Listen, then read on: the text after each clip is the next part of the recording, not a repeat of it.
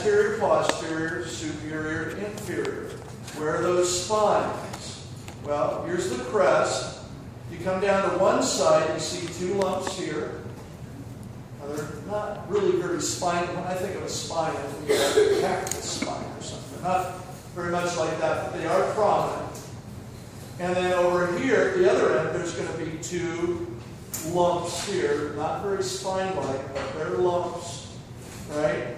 Some bones are going to be more prominent, some are going to be less. But here's what you want to see, is these four things all have the same name. If I was looking at these two right here, can you tell which one is superior and which one is inferior? Right? You wouldn't call this the inferior one, would you? No. And same thing here. If I've got two, you know which end is up, right? You wouldn't do this. If you got it in the right position, superior and inferior should be a piece of cake. One of the big challenges for a student getting to know this bone right away is what is the anterior, what is the front of the bone? Now the pubis is to the front. So if I knew the pubis from the ischium, right? The ischium is to the back and below. Pubis is to the front. I know that. But that's sometimes, especially if you're new at this, is kind of difficult. There's one thing here about the shape of the bone from one side to the other that's very distinct and very different. What do you see here and here that is so different? Yeah. This big cutout, right? This big cutout is on your list. It's called the greater sciatic notch. You're going to hear the word sciatic later. Okay? Got an important reference here. This is the greater sciatic notch, and it's on the posterior edge of the bone. So if I'm holding it, this has always got to be going to the back. Now that solves a dozen problems for me. For one, if this is in the back, and I come down here around the circle, around the foramen, if I come down here, I come down to the ischium. I know this is the ischium and not the pubis. That means this other edge over here will bring me down to the pubis. So that's hugely important that I can orient where's the pubis, where's the ischium. And this will do that. But it also sets me up for this. These are the two posterior spines right above it, and these are the two anterior spines. I don't memorize what these look like. I know where this notch is, and then I know where posterior and anterior are. And then I know superior from inferior. So if you point to this one right here, I know this is the anterior, inferior iliac spine. See how that works? Right? This notch, knowing that that's posterior, sets you up for all sorts of other things to learn. Now, all of that is here, right? Once you've got that down, there's just three other things on the ilium that you need to know. And the two right here, iliac fossa and gluteal surface, are the two flat sides here. This one flat side here, is this side lateral or medial? And how do you know? Lateral or medial, this side. Look, it looks different from this side, right? This side is very smooth here and very rough there. This is just kind of uniform across. This is lateral or medial? Lateral or medial? Everybody tell me. Lateral. Socket is here, right? Acetabulum is always lateral. It's the lateral surface. Now, if you put this in an anatomical position, what is right next to this? My human body, what is right next to this? If this was inside me, what would be sitting right here? Right? My butt, right? Your butt fits right into this. And that butt area, the muscles here are called gluteal, right? Gluteus maximus, gluteus medius. It's three gluteal muscles. It's a family of three muscles, right? So this lateral side is where those gluteal muscles fit. This is the gluteal surface right here, where those muscles anchor, right here. The medial side, this smooth, hollowed out place. On many pictures, you'll see it will point here and say, this is the ilium.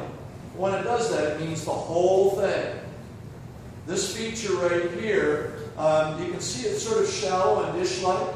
You could pour water in here, and you could hold a little puddle of water here. A hollowed out area like this is called a fossa. A fossa. So this smooth area is called the iliac fossa. Okay?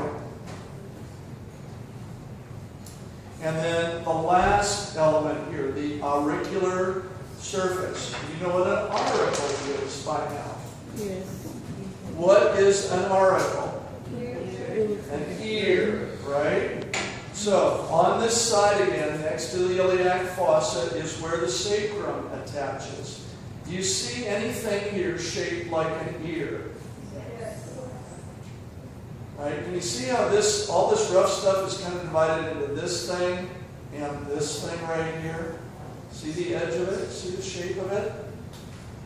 This is the auricular surface right here. It's a little ear-shaped piece of this. This is where the sacrum attaches. This is where the sacroiliac joint is. It's right on this little feature right here. So, iliac fossa, these three here are on the flat surfaces. These are the 4 points.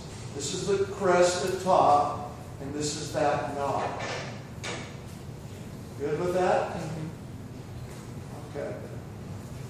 Now, this is probably 2 bite-sized pieces. If you spent just today doing this, just say across. I've got some pictures online that will help you visualize that. If you've got just one of the bones, you've only got half of the crest. So it's a little bit smaller. But find the tubercle and then go toward the center where the joint surface is. And that's the pubic crest. Good? All right. So that will take you through this whole thing right here. That gives you all the features, and this is the big challenge. If you could do this today and this tomorrow, okay? By the time we get to Sunday, you basically have all of this done, and then take Monday and Tuesday to work on this, okay? I'll give you one little help on the femur. I'll give you an approach here to the femur. This is the way you want to divide the femur up. Let me show it to you. Like this. Right, here are 4 very, very easy bite-sized pieces. The head and the neck, and something called the fovea capitis are all up here. Right there. The lumpy part at the proximal end here. All 4 things. Notice they all have the same word in them, don't they? What? How do you pronounce this word? Canter, right? The CH is that K sound again. There are 2 trochanters, and there are 2 things in between the trochanters, right? Intertrochanteric. Adjective. Describing the crest or describing the line. So, 4 things with trochanter in their name. Study those together. They will all make sense together. When you get onto the shaft of the bone, there are 2 things here. They're on the back of the bone. And then down at the distal end here, you find the condyles, and then you'll know what epicondyles are, and the grooves. I've got all of these pictures online. And I've got a page for each one. There's the head, fovea, and neck. Right? Here are the 4 intertrochanteric things, all colored in so you can see them distinctly. Here's the 2 features on the shaft. And then here are the 4 objects right away here. And then the 2 areas front and back. So nicely illustrated, should be able to take these pictures and either some little bones or something and figure out where these are. I got the same thing for the tibia and the fibula there. Okay? Now, last thing I want to do before we go, I want to get you started on the foot. There's 26 bones in the foot, okay? But it's not as hard as it sounds. Take out your activity here.